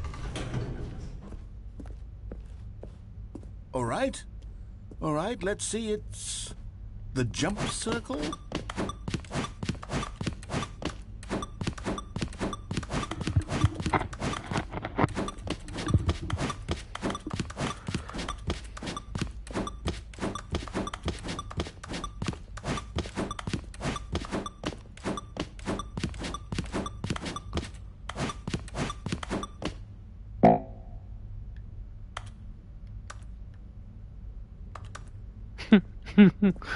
Okay. Is that it? Surely that's not all the new content. There has to be something else, right?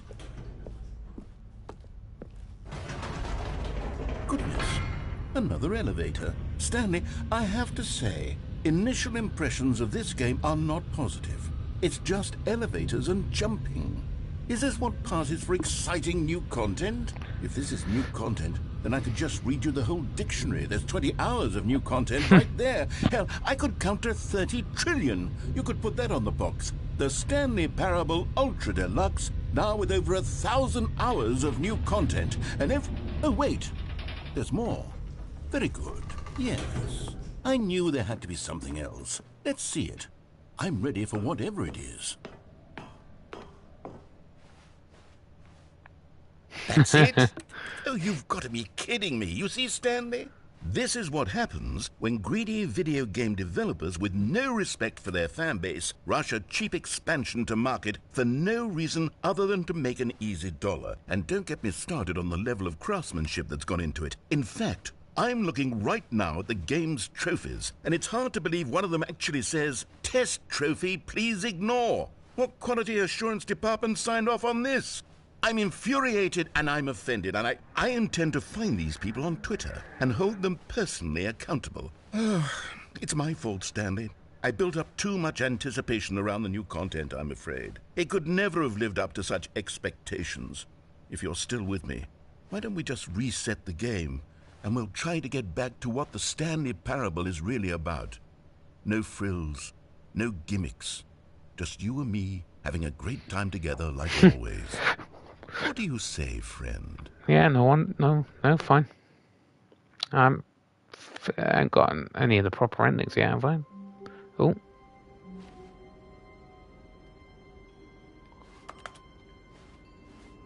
Oh, okay. Start out somewhere different. Psst! Stanley! Come over here! In the vent! I want to show you something! No, you do not. Oh, you don't want to see the cool surprise I made for you? Well, fine. You're a dork anyway, so... Oh, never mind. You're not a dork.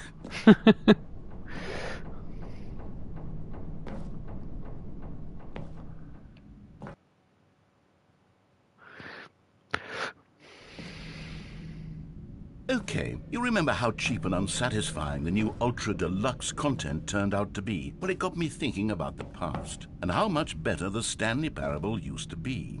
So I made something special and tucked it away here where the game's developers won't find it. Just our little secret. Take a look. I call it the Memory Zone. It's where I've been storing all my favorite memories so I can relive the peak experiences of my life whenever I want. Experiences like the launch of the Stanley Parable on PC. You see, Stanley, doesn't the Memory Zone remind you of how wonderful Stanley Parable was before it was sullied with a cheap PlayStation port? Remember back in October of 2013 when the game originally launched? Back then, video games had integrity. Back then, it all meant something. Oh, the waste.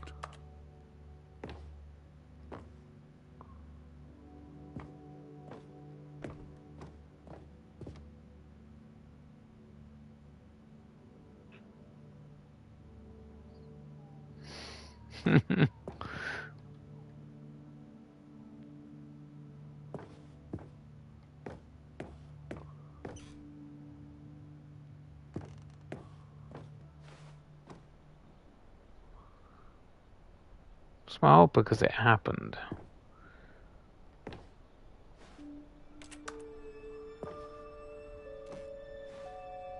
Go outside. Don't play for 5 years. And achieve what's impossible to get this achievement.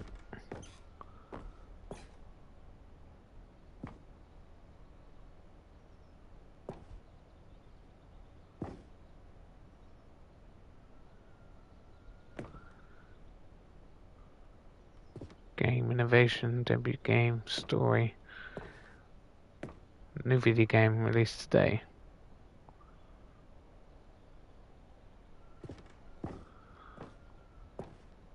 Stanley Parable deals tough choices.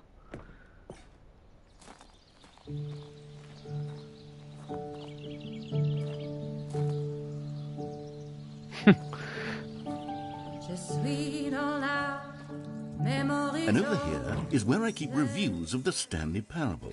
Like this stunning triumph of games journalism, 10 out of 10 from Destructoid.com. James Stephanie Sterling writes, and I quote, "Where so many games that aspire to be more than games end up less than any form of art, Stanley Parable strives and then succeeds to be every game ever created."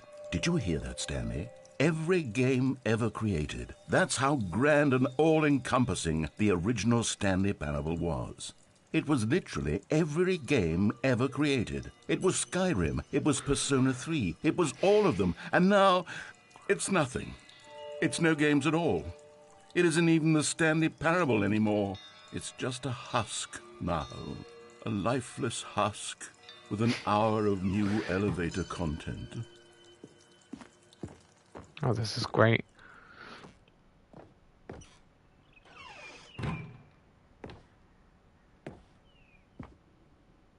Person of the year.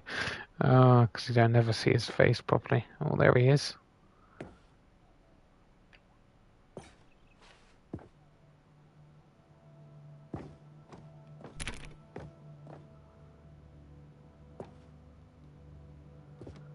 Right.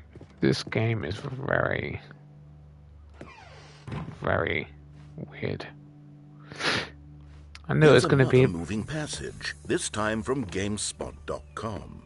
The Stanley Parable is both a richly stimulating commentary on the nature of choice in games and one that offers some of the most enjoyable, surprising, and rewarding choices I've ever been confronted with in a game. 9 out of 10. Don't you get it, Stanley? The game was perfect.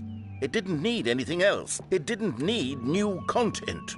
All they had to do was transport it in pristine condition along to the PlayStation. Boom, done. And they couldn't even do that. Couldn't resist the urge to go meddling with a beloved franchise. It's a series from 2013. These were simpler times, Stanley. What I wouldn't give to go back, to have it all over again. Wait, hang on. I don't recall this part of the memory zone before. What's this? What's down here? Oh, no. Oh, God, no, Stanley. It's a collection of reviews from Pressurized Gas, the extremely popular online storefront for computer games. I haven't looked at these in years. I can't even imagine what's been collecting down here. Surely these reviews were glowing as well, weren't they? Honestly, I could not be bothered to play this game to full completion. The narrator is obnoxious and unfunny, with his humor and dialogue proving to be more irritating than entertaining. Unfunny! I'm not trying to be funny. I'm trying to make a serious work of art. I suppose I could write up a handful of gags to insert into the Stanley Parable, but the game is already such a densely layered web of profound philosophical insights that I can't even imagine where I'd have the room to stick them. It's great.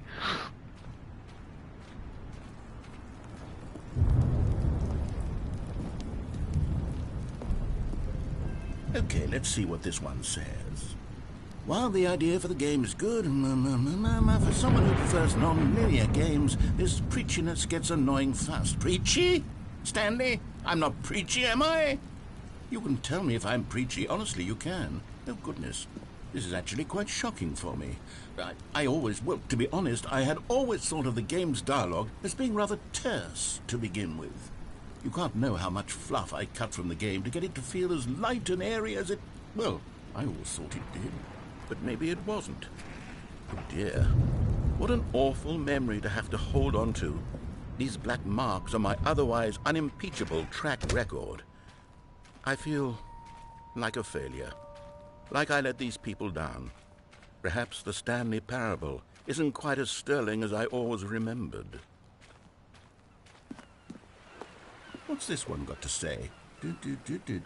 You constantly have to stop doing anything so the narrator can catch up with his long-winded explanations of what's happening. I wish there was a skip button. A skip button? Well, yes. Yes, I think we can do that. If I'm truly too preachy, then maybe letting you skip ahead for just a moment, surely it couldn't hurt. Not if it means we can strike these negative reviews from the record. Only positive reviews of the Stanley Parable. That's my motto today, and it's always been my motto. I'd do anything for the customer, Stanley. Yes, a skip button we shall have. And here it is. Go ahead and give it a Oh, you're back, you see. You were only frozen in time for a few minutes, but it was plenty of time for me to deliver a long, rambling monologue full of unnecessary verbal flourishes and lengthy ruminations on the nature of choice in video games. Of course, I happen to believe it was perhaps one of my more profound... Well, there's sport. You really did catch me rambling on a bit, didn't you? But that's the power of the button. The minute I start to go off on a thoughtless display of self-absorption, it's... Okay, welcome back, Stanley. Now, I should say that the amount of time the button has been skipping through is becoming longer and longer. That last one was, well, I want to say maybe 30, 45 minutes? It's not unendurable by any means, but it's, well, there's really only so much I can ramble on to myself about. I know, it's shocking, isn't it? But at any rate, I do suggest that we not press the button again. Stanley! Stanley, please don't push the button again. It's been 12 hours. You've just been frozen there. I don't know why the skips are getting longer, but they're really, truly getting longer, and my God, there's no way out of the room. Stanley, the door is gone. It's completely gone. I've looked at it from every angle. I've checked every one of those walls 1,000 times, and there's no door, Stanley. There's no door. There's just you and the button, and if you keep pressing it, I have no idea what will happen. I have no idea how long I'll be made to sit here, and more than anything else, I don't know how to stop you from pressing the button again. I can't control anything in this room, Stanley. I can't touch it, and I have to believe, I have to know that sooner or later, no matter how much I plead with you, you're going to press the button again. Why would you? I've been thinking, and I don't know what I can do to convince you otherwise. Oh, my God. And it's all because of those reviews that I couldn't get out of my head. I just couldn't ignore the negative feedback. Why was it so important for me to fix the problem? Why did Cookie Nine's opinion matter so much to me? I've never even met Cookie Nine. I have no idea who they are. No one does. It does. ever really matter? But here I am. I'm fixating on every tiny negative thing that anyone ever says about me. The merest mention of one of my imperfections, and I become as impetulant as a child, wild and impulsive. I can't help myself. I can't stop myself from lashing out with a vengeful fury to alter and to change and to... Oh, Stanley, you're back. You're back. Oh, my goodness. I have someone to talk to again. Stanley, I think it's been a week. Or 2 weeks. I've been sitting here all that time. Just sitting here. Not a single person to speak with. And you'd think that that's just how it's always been, right? Me talking and you saying nothing. Would you think that it's exactly the same as always? Doesn't that feel like what we've already been doing? Me just talking? But it isn't, Stanley. It isn't the same at all. It isn't even close. Because I know you can't hear me once you push that button.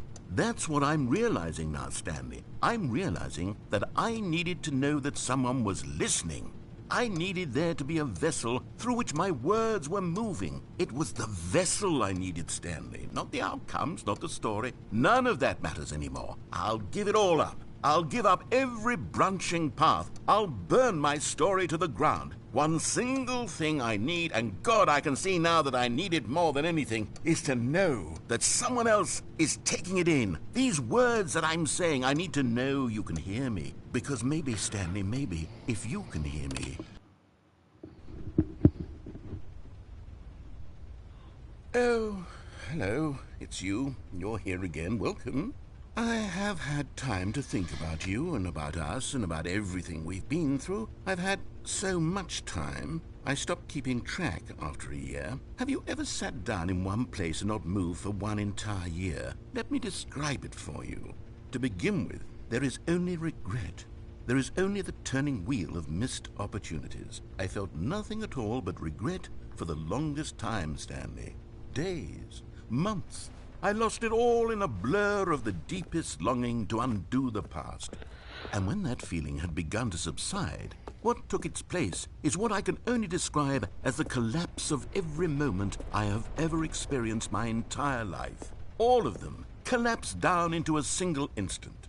In that instant, I could see myself clearly, calmly, with a collected heart.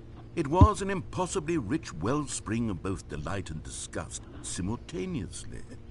I was consumed by it. I could do nothing but wallow in it for what felt like an eternity, for what I now know was far less. You see, it was a revelation for me. It was unlike anything I had ever known. It was a space without consequence, without action or outcome. It was divorced entirely from the question of free will that you and I have squabbled over for so long. There could be no one ending, no singular outcome of events, not if all events existed in the same moment. And I felt freed. I felt unburdened by the need to manifest a particular outcome into being. I saw that I could allow myself to exist along all timelines, and that each of them was simply a strand in the web of my being. It was incredible. The spaciousness, the equanimity of the moment, both singular and infinite. For the longest time, this was my experience. And then, this moment passed, and the most unyielding...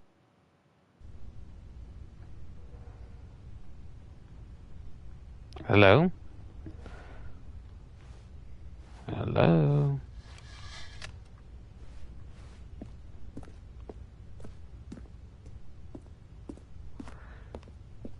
I haven't...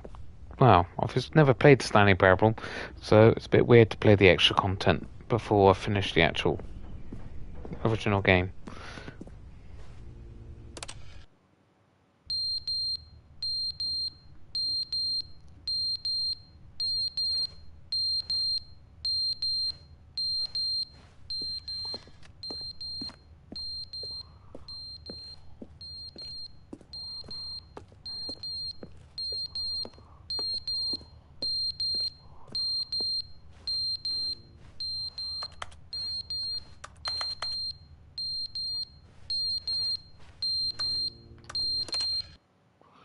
But they didn't understand the game was never meant to be funny. It was meant to have a point. It was meant to speak to the human condition. But where are the jokes? Where are the jokes? They bemoaned, they screamed, they gnashed their teeth and said, entertain us. It wasn't enough. They had to leave a pathetic little thumbs-down review and make all of their pitiful demands. But then, he's talking too much, they said. First, he didn't entertain us, now he won't shut up. It's the inconsistency, it's the lack of accountability. It's the unwillingness to examine with an uncompromising heart the words that they are speaking into the world. As though there were no consequences for a lack of cohesion in one's assessment of others. But of course, absolutely anyone can leave a review. So here's what we get. We get these demands that seek everything and are accountable to nothing. We get a world where someone will say, oh, there should be a skip button. You should be able to freeze Stanley in place while the narrator sits there forever and ever. We want all of this in the new Stanley Parable. We demand it. And then, because it was said, because it was spoken, now it simply has to happen.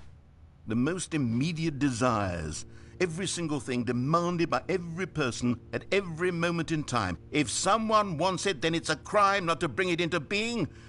Have we been given to indulging every fleeting whim for no reason other than to do so? Yes! Yes! It seems that this is now the world we live in. It seems that we are a people living in such bleakness and discomfort with ourselves that our entertainment is now our lives.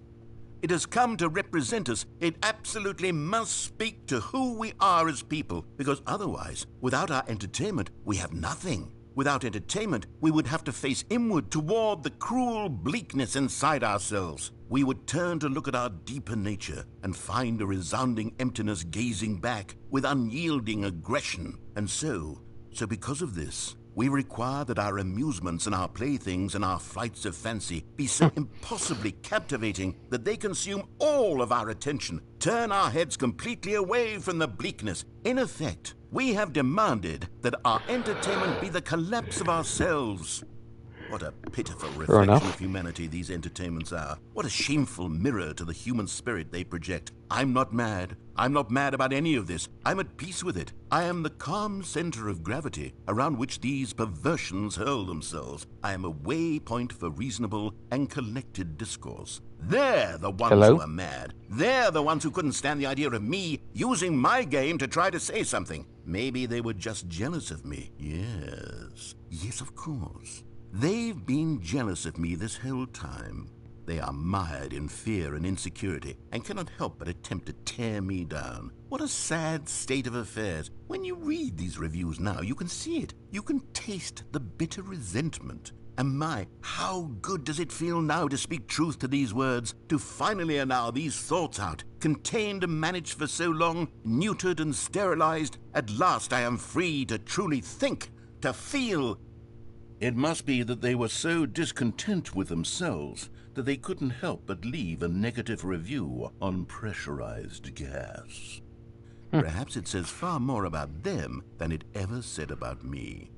Perhaps the state of their psychological being was in such tatters, and my constitution and...